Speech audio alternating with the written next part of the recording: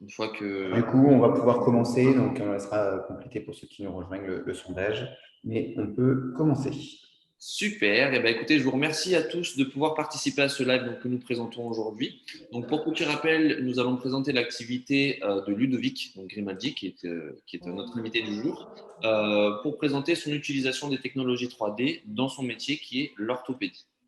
Donc, on va pouvoir démarrer. Donc, première petite présentation du pôle médical chez nous, F3DF, donc avec l'équipe au complet, Loïc, Christine, Yannick, Florian, Benjamin et Louis, donc avec lesquels nous travaillons tous les jours. Donc voilà, un petit rappel sur ce que nous abordons aujourd'hui, donc la création d'orthèses médicales, en lien bien entendu avec les technologies 3D. Donc je te donnerai un petit peu la parole là-dessus, Ludovic, pour que tu nous présentes ton utilisation générale.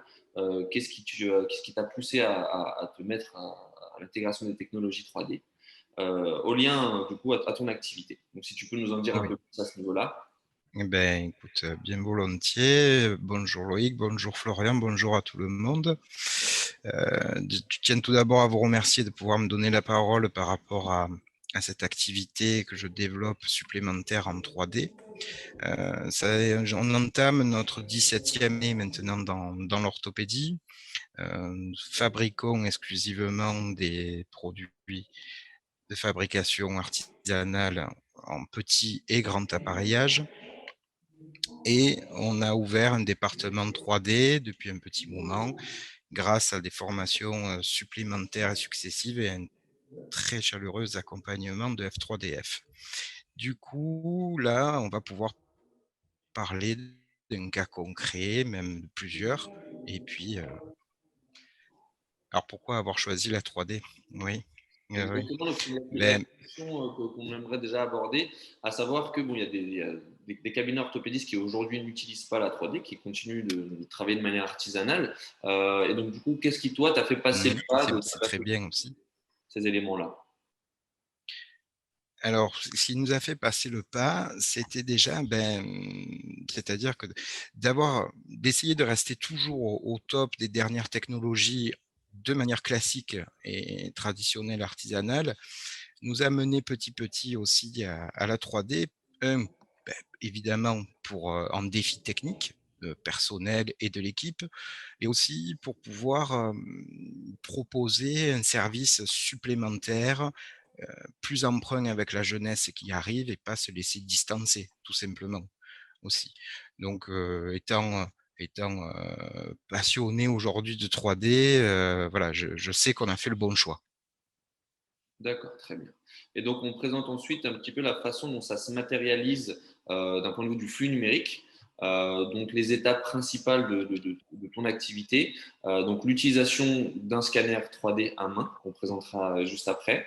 Mmh. L'utilisation, bien entendu, de la modélisation 3D, donc avec différents logiciels qu'on expliquera également. L'impression 3D donc, du modèle, chose bien entendu incontournable, et tout ce qui traite des notions de finition, de personnalisation du produit fini. Mmh. Et donc, pour expliquer tout ça, on a décidé de vous partager trois projets donc, qui ont été menés par Ludovic. Donc, tout d'abord, on va parler de la fabrication d'une orthèse de pouce. Et on débute tout de suite avec la première étape, donc l'utilisation d'un scanner à main. Donc voilà, Ludovic, est-ce que tu peux nous présenter un petit peu l'utilisation d'un scanner, comment ça se passe De de de de mon scanner? Ouais, tout à fait. Alors là, en l'occurrence, sur cette photo, cette personne était venue avec, 2 prescriptions de son médecin, des orthèses de repos, d'immobilisation rigide en thermoformat basse température pour porter la nuit, pour mettre véritablement au repos, et des orthèses de jour pour le travail. Donc du coup, on a réalisé en premier temps les orthèses en thermoformable avec lesquelles elle va repartir directement, hein, si ce n'est dans le quart d'heure ou la demi-heure qui suit. Et on a pris le temps, c'est-à-dire quelques minutes, de pouvoir scanner ça même pour pouvoir réaliser des orthèses souples en TPU, flex, pour être en adéquation avec son activité. Donc, c'est pour ça que j'utilise un scanner de chez Pile 3D à lumière structurée qui me semblait être le meilleur le meilleur rapport qualité-prix dans l'ensemble des scans que j'ai pu avoir en présentation. D'accord, très bien. Et donc, du coup, là, on Ouais. peut voir sur cette slide le fichier scanné directement sur le logiciel du scanner. Est-ce que tu peux nous dire un Sur le peu? logiciel de pile, ouais. Ouais. Ben là, c'est la numérisation, c'est l'avantage de travailler avec le logiciel de pile, c'est que c'est un logiciel qui est intelligent, qui va vraiment éliminer tous les parasites extérieurs, tout ce qui flotte, parce que quand vous allez scanner, vous allez vous retrouver avec plein de petits morceaux autour du scan, et il arrive à faire une belle sélection. Donc j'aime beaucoup aujourd'hui mon scan. Est-ce que tu as une idée approximative de combien de temps ça t'a pris pour avoir ce fichier-là scanné? Plus rapidement qu'au début, c'est sûr. Aujourd'hui, ce scan-là, c'est 3 minutes, même pas. D'accord. Et donc, tu peux en 3 Même minutes. 3 minutes quand je parle de tout le réglage, de mettre en position la personne, de faire un premier essai, puisqu'on a le matériel qui est en place et qui nous permet de scanner directement le patient quand c'est nécessaire.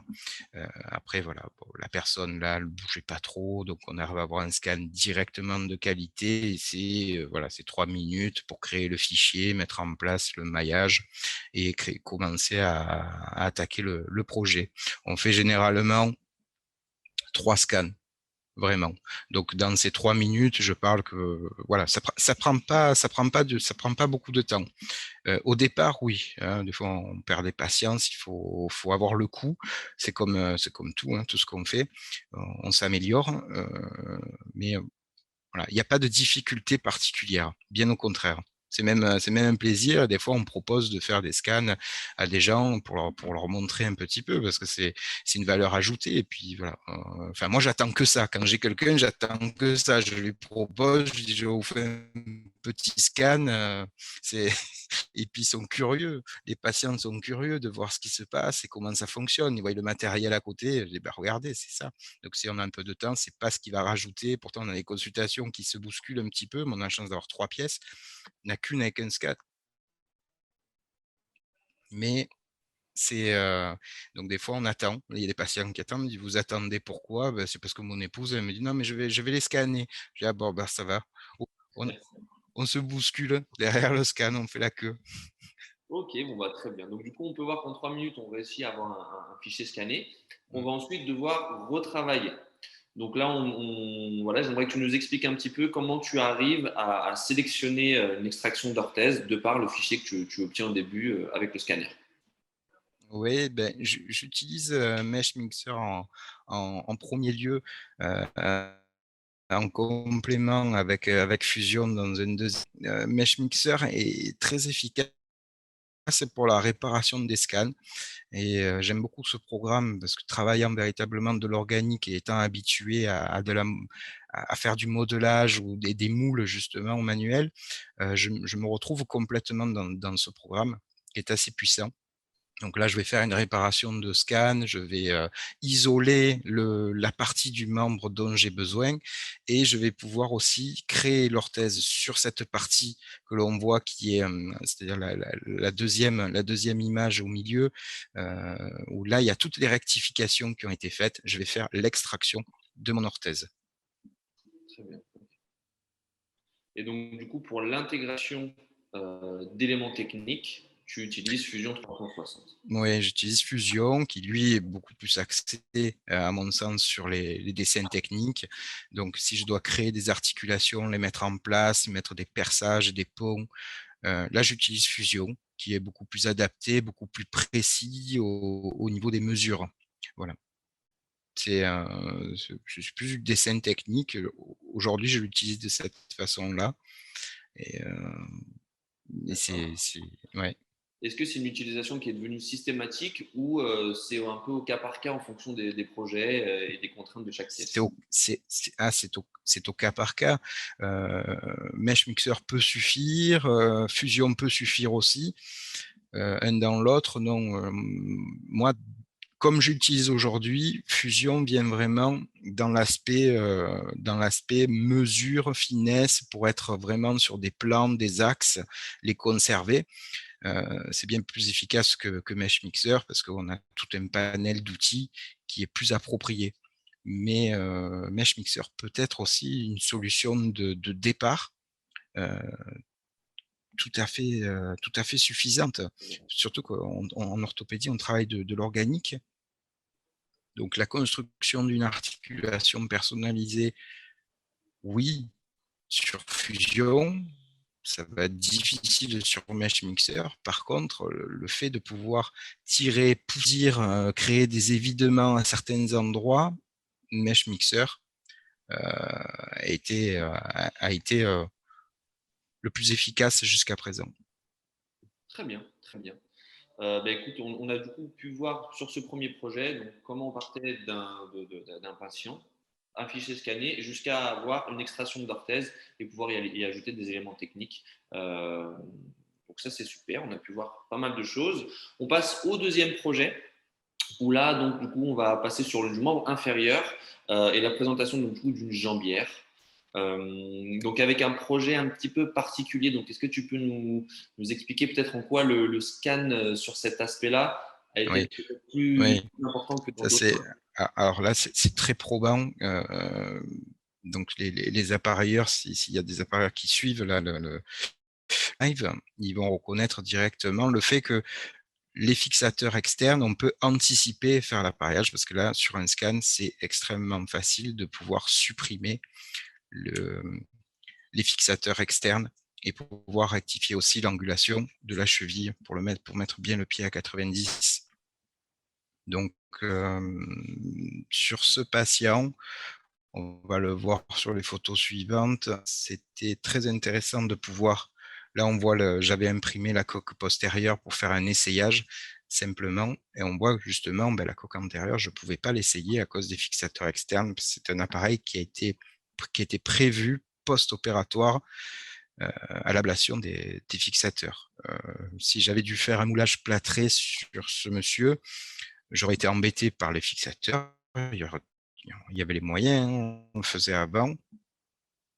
Il y a aussi l'aspect que c'est quelque chose qui traînait, qui était sceptique depuis des années. Et, il y a encore, grâce, on va dire, avec les fixateurs, il y a toujours une porte d'entrée, mais on n'a pas forcément envie d'aller mettre un germe à l'intérieur pour qu'il reparte sur des problèmes plus importants, alors que là, la manipulation, elle est très simple. Un scan, on n'a rien touché, on ne peut pas avoir on va dire dans l'aspect légal, on ne va pas embêter le patient, on va tout travailler à distance. Et pour moi, c'est un cas de figure où j'utilise directement le scan et pas autre chose. Parce que l'anticipation, pour moi, ça passe par le 3D, par le fait de travailler sur l'ordinateur et de pouvoir remodeler, réessayer, prévoir, et en collaboration avec le chirurgien aussi, parce que je le mets dans la boucle et je lui partage aussi, pour avoir son avis, les effets de l'anticipation de l'appareillage, jusqu'à son acceptation aussi. Très bien. Donc du coup là, ça t'a permis de pouvoir du coup, faire un essayage avant de commencer à la fabrication de l'appareillage fini qu'on peut apercevoir ici. Oui, oui, oui, j'ai pu faire, une fois que je suis sûr de mon essayage, je vais rigidifier mes coques, que ce soit époxy carbone, époxy fibre de verre. Puis après, on va passer au post-traitement décoratif. Super. Donc là, un cas de figure encore un peu différent où on voit que du coup, sur un patient post-opératoire, disons que les technologies traditionnelles ont rencontré rapidement leurs limites. Et donc du coup, c'est vraiment un aspect clair sur lequel le scan a été important là-dessus. Donc, on va Oui, oui, ça se faisait avant aussi.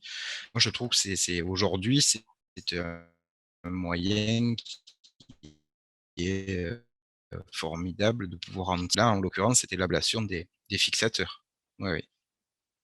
super. Parfait. On va pouvoir du coup passer au troisième projet.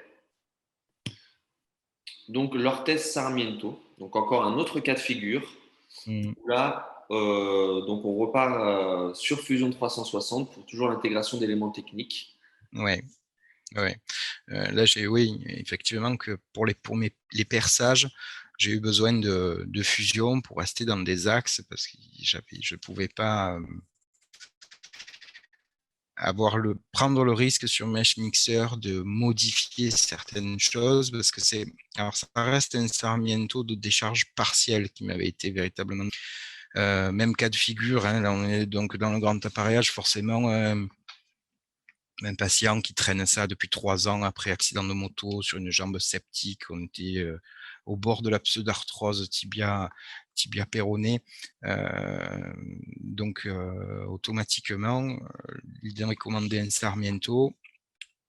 Ça m'a fait rentrer sur le 3D directement dans ce cas parce que j'ai vraiment voulu faire plaisir à ce patient qui traînait ça depuis longtemps. Il avait envie alors des appareils sur mesure, il en avait déjà eu, mais il a été envoyé chez nous aussi dans le cadre d'une surpersonnalisation de l'appareil. C'est un grand fan de Ferrari et autres, donc on a pu lui proposer, lui faire plaisir, jouer le jeu avec lui. Et là, c'est pas le chirurgien qu'on a intégré dans le design et la couleur et la déco de l'appareil, mais bien le patient qui a pu se faire plaisir au travers de notre plaisir aussi de le réaliser, de lui faire une orthèse. L'orthèse Ferrari, hein, c'est quand je prends de ses nouvelles, je l'appelle directement Ferrari. Il rigole quand je l'ai au téléphone, c'est pour ça. Donc, ouais. Ok, justement, on va pouvoir voir le processus qui t'a permis de pouvoir personnaliser ou même surpersonnaliser cette orthèse. Donc la première étape, la partie logicielle, où on va pouvoir intégrer les éléments techniques avec Fusion. Ensuite, on passe à la partie impression 3D. Donc, ça aurait été aussi intéressant que tu nous expliques l'intégration de ton moyen de production, donc qui est en l'occurrence oui. Ben, il y a 2 grands types de l'orthopédie petit appareillage, la petite orthèse et le grand appareillage. Là, en l'occurrence, on était dans le grand appareillage. Donc, du coup, l'équilibre financier, on va dire rentabilité, se retrouve très facilement parce qu'il n'y a pas de reste à charge à un tarif opposable, mais on est sur des prix importants. Le Sarmiento n'existe pas en petit appareillage, donc là, la question ne se posait pas, mais on va dire que l'équilibre de rentabilité est facilement atteignable en grand appareillage. Je trouve qu'il y a une très bonne intégration dans le petit appareillage aussi pour les orthésistes, parce qu'il n'y a pas de tarif opposable, on peut appliquer un supplément, c'est cohérent avec le marché que l'on retrouve autour de soi, parce qu'il ne s'agit pas parce qu'on utilise la 3D, d'être à 25 fois le prix. Mais je pense que en valorisant ce complément, il faut faire la balance entre ce que ça va nous apporter de plus, parce que c'est quand même une très forte communication et une avancée. Ça, dans l'esprit de certaines personnes, ça donne une compétence, voilà, une compétence supplémentaire, on va dire. Donc, ces orthésistes se mettent à faire du 3D, justement, de façon libre, artistiquement. Ça, c'est important aussi. Il ne faut pas être bridé sur le 3D. C'est pour ça. Si on est bridé au niveau artistique, je pense que c'est mort-né. Si c'est faire du 3D pour faire du 3D en passant par quelque chose qui va vous museler sur le côté artistique, c'est, à mon sens, trop dommage. Ce que j'aimerais, c'est que le métier tente à se développer et s'asseoir en ayant véritablement des indépendants qui s'éclatent comme ils l'ont toujours fait aujourd'hui, et encore plus avec le 3D, avec la surpersonnalisation de leur appareil. Ok, super. Et à savoir aussi qu'il y a un élément qui était, je pense, important pour toi. On peut passer à la slide suivante, mais c'est surtout la notion de garder l'aspect artisanal, l'aspect manuel, et ne pas non plus systématiquement opposer les technologies nouvelles, donc là en l'occurrence les technologies 3D, avec les techniques traditionnelles que tout le monde utilise depuis X années, quoi. Ah non, j'ai supprimé aucun poste, hein. C'est venu s'intégrer en complément. C'est venu véritablement s'intégrer en complément. Il y a des post-traitements qui sont importants. Vous voyez là, l'orthèse qui n'est pas encore fibrée carbone à l'essayage pour être sûr que tout aille bien. Donc on fait systématiquement un essayage. Et le post-traitement, on retrouve le personnel à l'atelier qui va faire le job, hein. Il y a du travail justement de fibrage derrière pour solidifier, il y a du travail de peinture, de capitonnage, tout le travail habituel que l'on retrouvait. C'est une autre façon de travailler aujourd'hui, et justement ça redynamise aussi un peu l'équipe, ça ressort tout le monde un petit peu de dire: «Bon allez, là on attaque quelque chose de nouveau, on attaque quelque chose qui est en complément». Ça a vraiment été un moteur sur. D'accord, très bien. Ouais. Donc là, on voit l'intégration de là où on faisait participer justement notre patient sur est-ce que ça lui plaisait comme ça? On mettait le logo, comment? Donc voilà, puis moi je me suis éclaté, le travail du logo, je l'ai un petit peu modifié parce que je savais que je ferais pas le poids si Ferrari m'attaquait. Donc du coup, on va on a on a petit peu fait des modifications. Et voilà, il attendait cette orthèse avec impatience parce il l'imaginait déjà avant de, avant de la recevoir. C'est ce que j'allais dire, c'est finalement c'est tout pour le confort et la satisfaction finale du patient qui en plus Et oui, mais ça c'est un axiome. Je veux dire, on fait ce métier, parce on aime être utile quelque part. On ne peut pas faire ce métier autrement. Quand on est utile et que l'on va ben, avec son travail artisanal, technique 3D ou autre, n'importe quel moyen, on va réussir à satisfaire la patientèle que l'on a autour de nous. On a un retour, on va dire, on a un salaire qui est beaucoup plus gratifiant que le salaire physique d'argent. C'est que voilà, un sourire, un remerciement, un autre. Attention, c'est un métier qui est dur, hein. On a des patients qui sont pas forcément en bon état, autant physique que psychologique. Donc c'est pas facile, mais on y trouve un salaire plus spirituel là-dedans, hein, véritablement. Donc c'est vrai que ça apporte beaucoup de pouvoir faire encore plus plaisir qu'avant avec ces moyens techniques-là. Puis j'imagine aussi que le travail ne s'arrête pas là, c'est-à-dire qu'une fois que la telle est appareillée sur le patient, j'imagine que vous êtes amené à vous revoir pour faire des rendez-vous de suivi tous les peut-être 6 mois, un an, je ne sais pas exactement. Alors, C'est-à-dire pas spécialement, c'est le relais, c'est le chirurgien qui l'a, on est recontacté sur des modifications s'il y a lieu de faire. De manière générale, non. Alors le suivi, les renouvellements, ça va être dans les orthèses définitives sur des maladies neurologiques ou des post-traumatiques graves où justement l'orthèse est dite définitive, on va avoir des renouvellements, des ajustements. Moi, je ne fais pas de prothèse. Là, en l'occurrence, je pense que sur les prothèses, il y a beaucoup plus de suivi. Nous, chez nous, on a beaucoup de post-traumato, véritablement. Donc, c'est différent. C'est différent. Le suivi se fait médicalement, se fait pas avec nous. très bien. Là, on voit, hein, on voit encore le travail de l'atelier où j'ai mon jeune qui, justement, bon, va poncer l'intérieur, il aura fibré et puis il aura attaqué la peinture sur l'orthèse. Donc là, on voit bien le joli rouge clinquant qui a été validé par notre patient. Super. Et donc là, on peut apercevoir le produit fini euh, avec tous les Le éléments. produit fini, ouais, il était content, il était assez fier. Du coup, et c'est vrai que ça répondait parfaitement à notre slogan qui est une attelle qui plaît, c'est une attelle portée. C'était le slogan qu'on prônait en chirurgie pédiatrique sur Marseille ici. Et voilà, ça correspondait tout à fait là, dans ce cas. Et puis même à l'état d'esprit que la notion de surpersonnalisation, d'accompagnement un peu plus loin avec les patients, Ça correspond tout à Oui, fait à cet aspect-là, quoi. oui, oui, je pense, à mon sens, c'est l'avenir de- d'un petit peu tout, quoi. La surpersonnalisation, on le voit dans l'automobile, on le voit dans les vêtements, on le voit dans la basket. Et je pense qu'il n'y a aucune raison qu'on ne le voie pas dans l'appareillage. Ça se faisait déjà, beaucoup le font.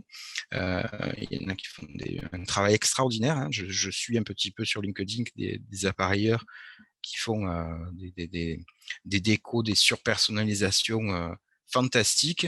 Et je veux faire partie de ces gens-là, clairement. Voilà. Mm.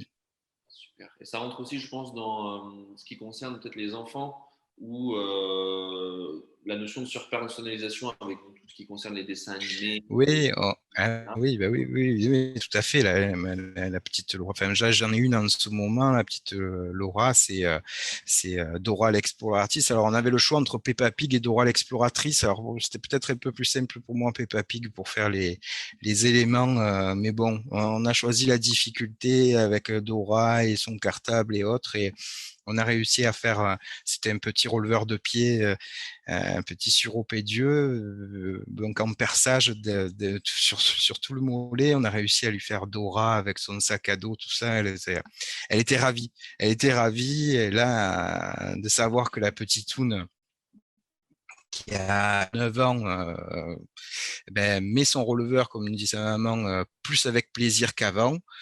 Euh, Ça nous fait plaisir, tout simplement, parce qu'on voit les parents contents voilà, de soulager un petit peu cet handicap. Mais bon, ça, je pense que tous les appareilleurs s'y retrouvent là-dedans, donc c'est pas quelque chose que je vais approfondir. Ça se fait avec le cœur, tout à fait. Super. Parfait. On arrive du coup à la terme de la présentation des trois projets. Donc, pour récapitulatif, donc la première orthèse de pouce, la jambière et donc du coup l'orthèse Sarmiento que l'on voit ici. Décharge partielle, oui. Et on va donc du coup pouvoir faire un bilan et notifier les avantages, les inconvénients également s'il peut y en avoir, si tu as pu en relever. Donc voilà, on a noté certains avantages que tu peux peut-être nous expliquer, développer un petit peu. Si grosso modo, si tu as pu visualiser une satisfaction au niveau de ces intégrations-là, de manière générale. Mm. Tout à fait, tout à fait. Ben, on a abordé un petit peu tous les points, hein, qui sont représentés là sur le bilan. Mais je voudrais vraiment insister sur le dernier point, la réflexion partagée du projet, qu'elle soit au sein de l'équipe. Alors ça, c'est formidable. On est 3 principalement à faire du 3D ici, sur 4. Et donc mon épouse et une collaboratrice. Donc avec mon épouse, ben forcément, c'est le soir, qu'est-ce qu'on pense, qu'est-ce qu'on fait. Non, elle voit plutôt ça, moi je vois plutôt autre chose, hein. Donc on arrive vraiment à avoir une réflexion partagée, mais à distance aussi avec ma collaboratrice qui me renvoie, elle, ce qu'elle aurait fait, comment, pourquoi. Donc il y a une infinity possibilité de projets et on peut faire ensemble sur qu'est-ce qui serait le mieux et comment et pourquoi. Dans l'intégration, ça c'est l'intégration de l'équipe, l'intégration du professionnel de santé, que ce soit l'ergothérapeute, le kiné, le chirurgien, c'est de la même façon de pouvoir lui présenter le projet, de pouvoir discuter. Ça nous rend encore plus proche de la partie médicale parce qu'il ne faut pas qu'on soit à distance. Il faut rappeler que moi, je me considère comme un artisan. Je travaille dans le médical, oui, mais je suis un artisan.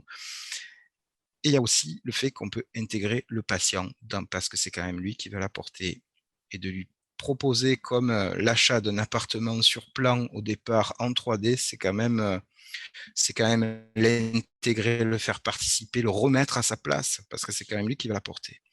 Donc voilà un petit peu sur le point que je voulais surligner, c'est vraiment la réflexion partagée du projet. Ok, super. Je voudrais simplement peut-être rebondir sur la partie communication, justement, étant donné qu'il y a un fonctionnement de recommandation avec les chirurgiens, etc.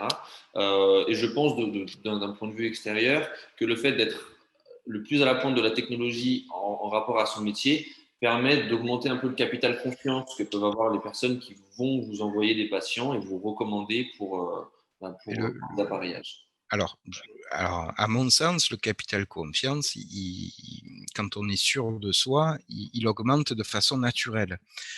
Et que surtout, s'il y a un bon retour des appareillages que l'on fait.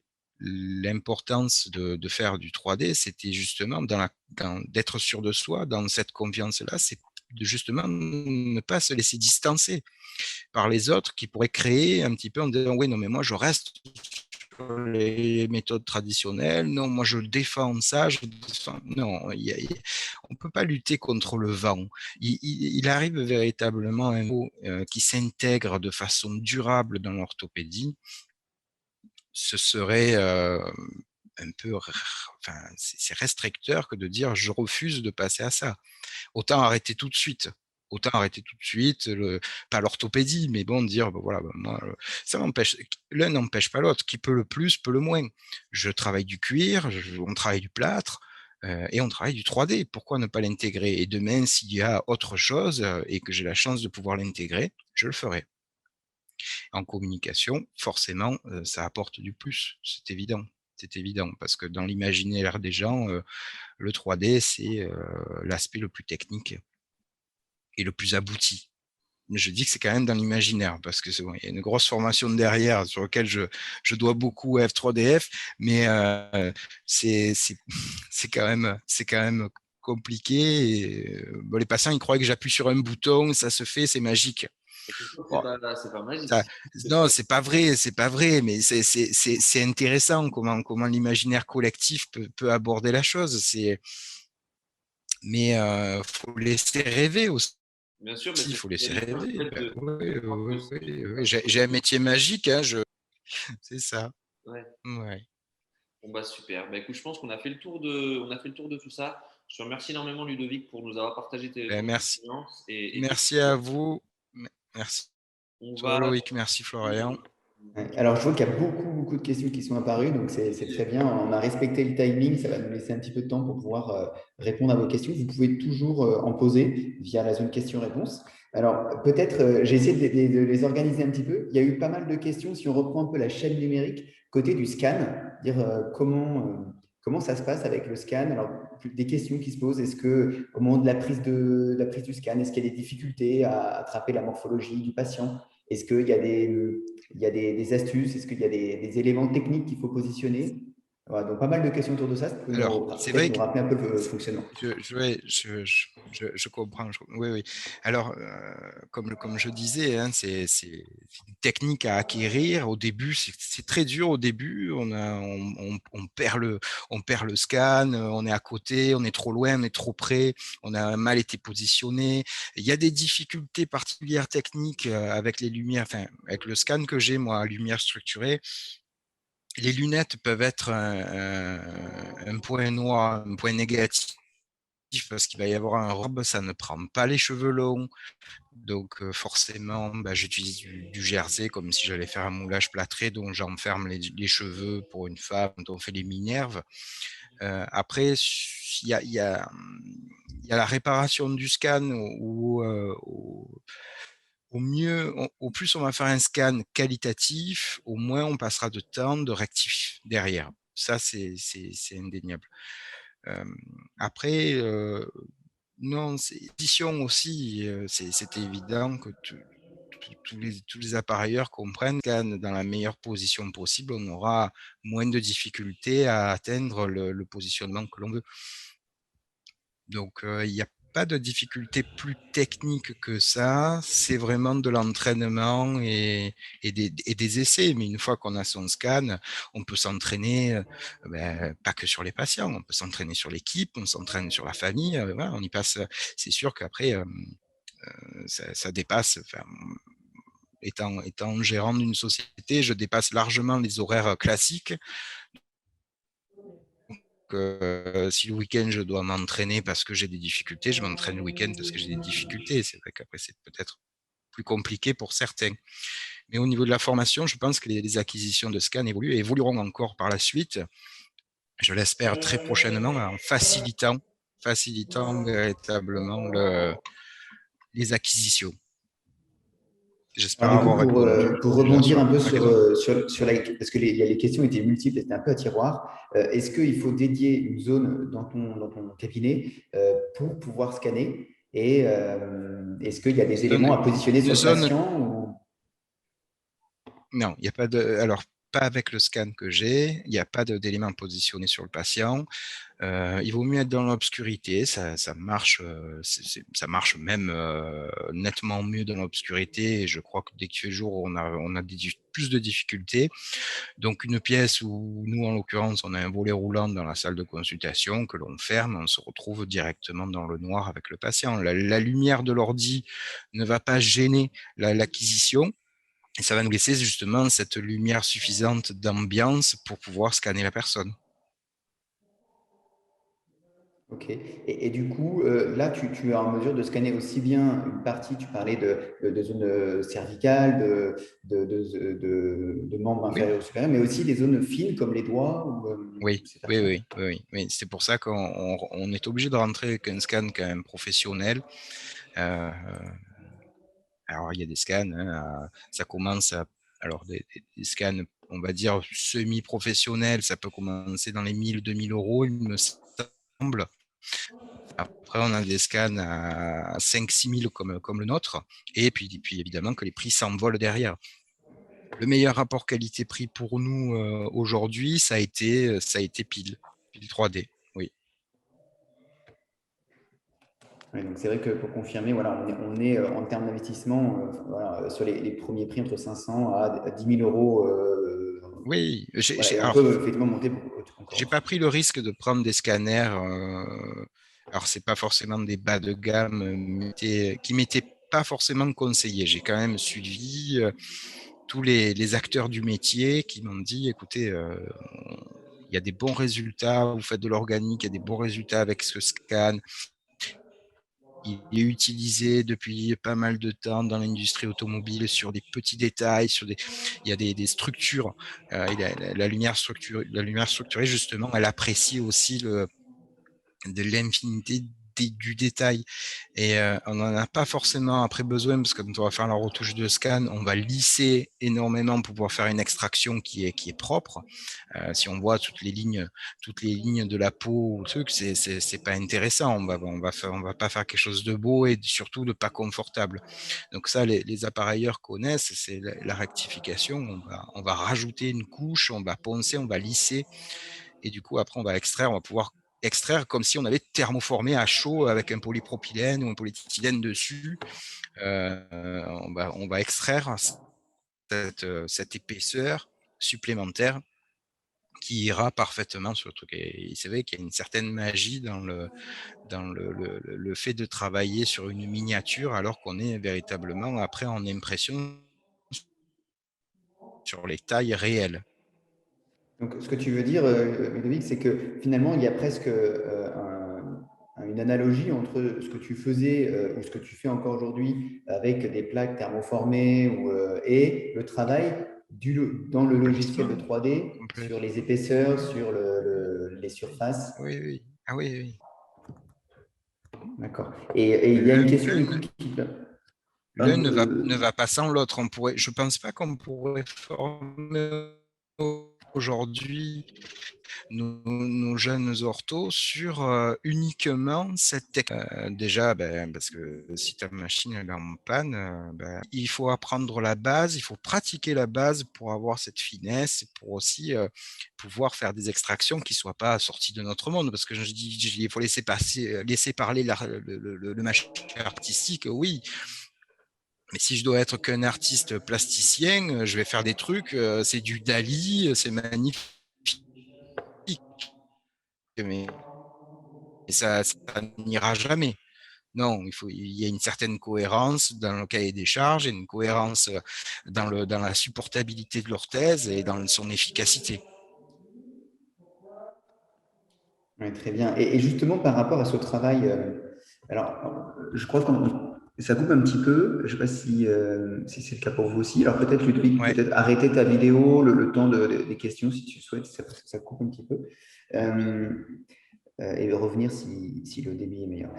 Il y avait une question qui était par rapport le temps dédié au scan, tu parlais de quelques minutes, et le temps que tu dédies à la préparation de ton orthèse avec les outils. Alors, on a parlé de Mesh Mixer ou de Fusion, mais les outils de CAO, là, quelles seraient un peu les notions de temps associées? Alors, sur les notions de temps associées,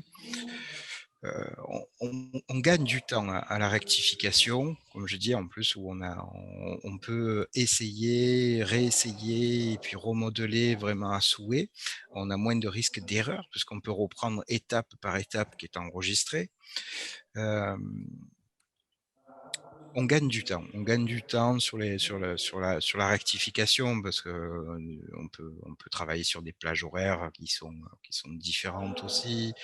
À distance, il y a plein d'avantages véritablement à travailler en CAO.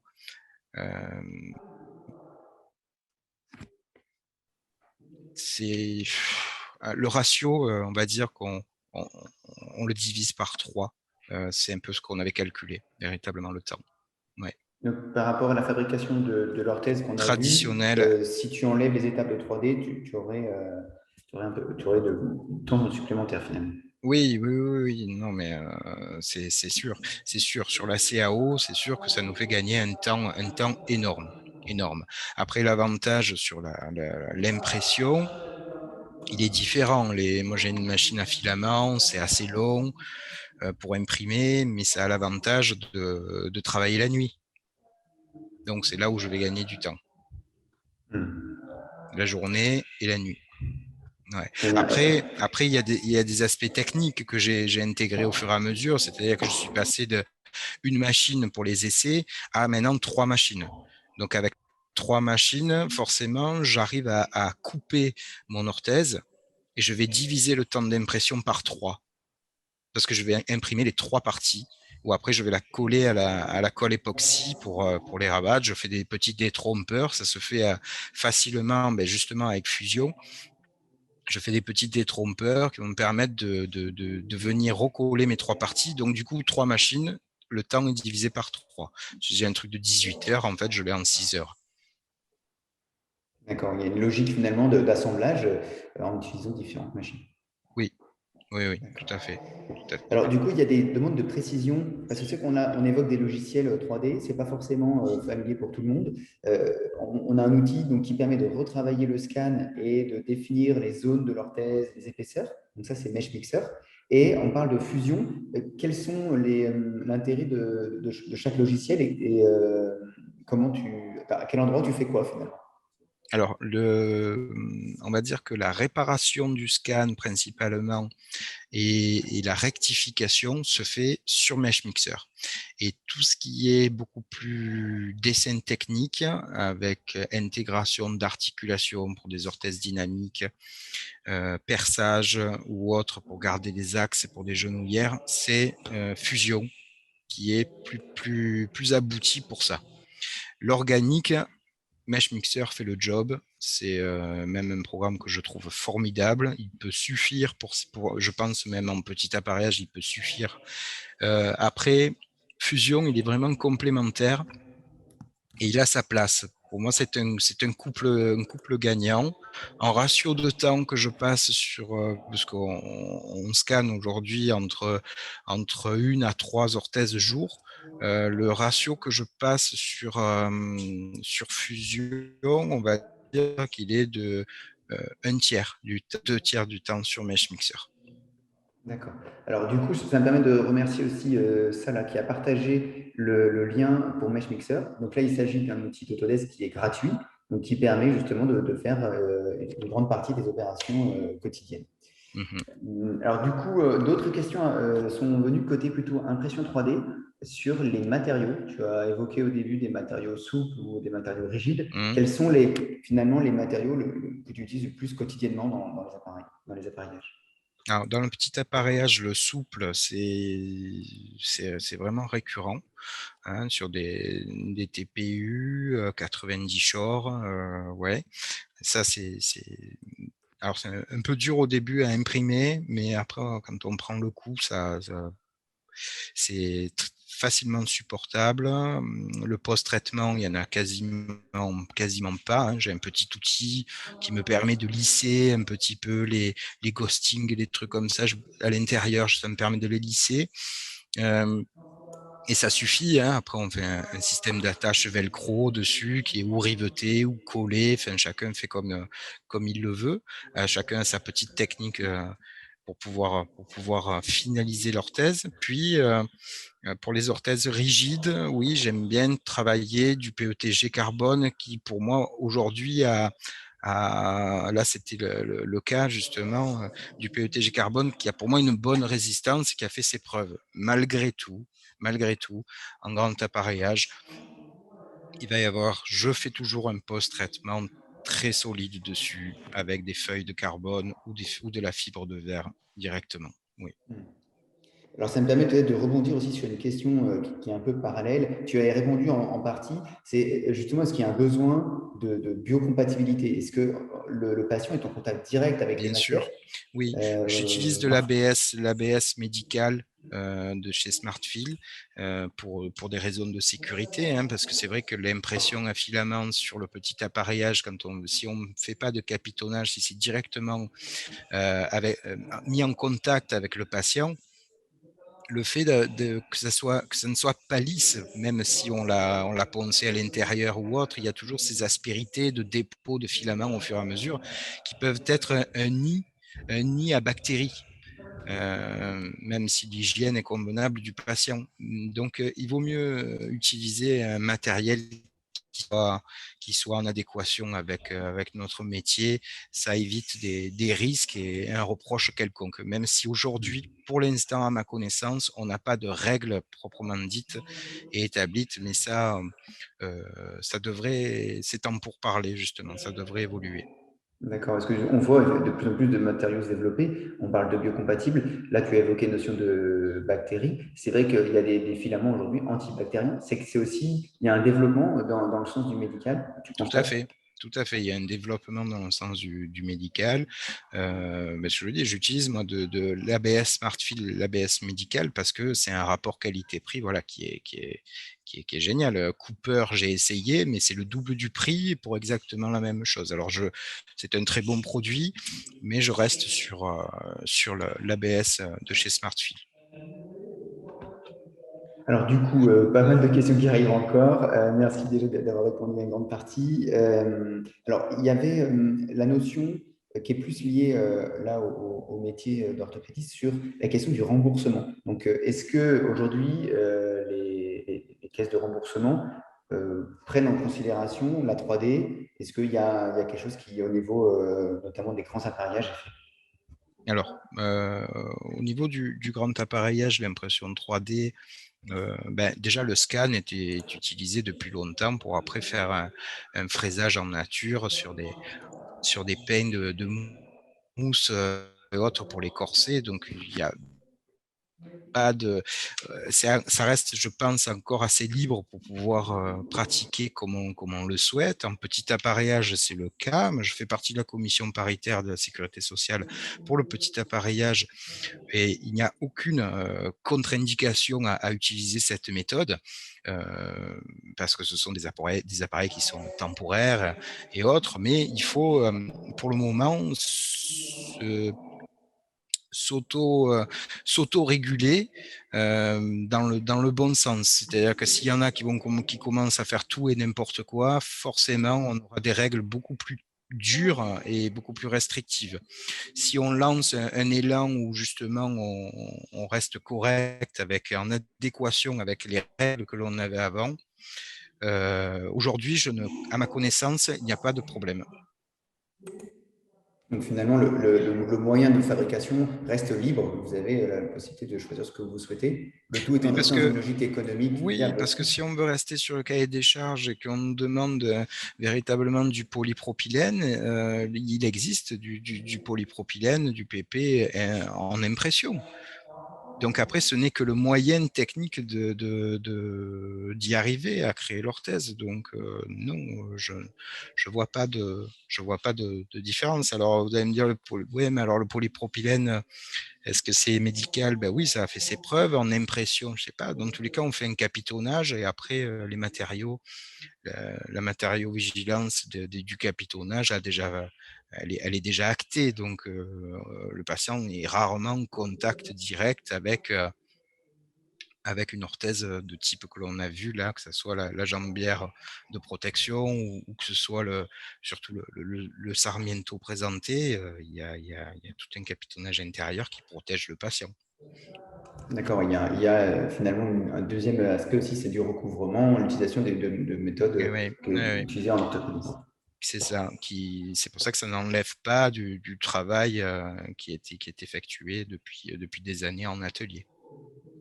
Alors du coup, une question qui est posée par rapport à ce nouveau process de travail numérique, quelles sont finalement les pratiques les plus éloignées par rapport aux procédures que tu utilisais, on va dire la procédure classique? Ah ben c'est l'aspect rectification du moule. C'est surtout ça et c'est ça principalement, hein, qui va changer.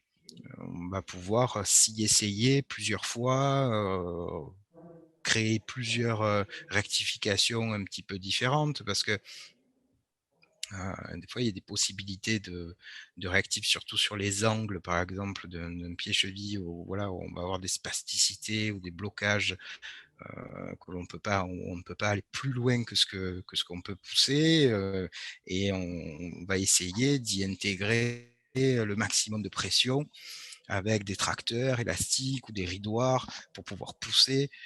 Heu, c'est vrai que voilà, on peut faire des tests un peu de force. Je sais que Fusion peut faire certaines analyses comme ça.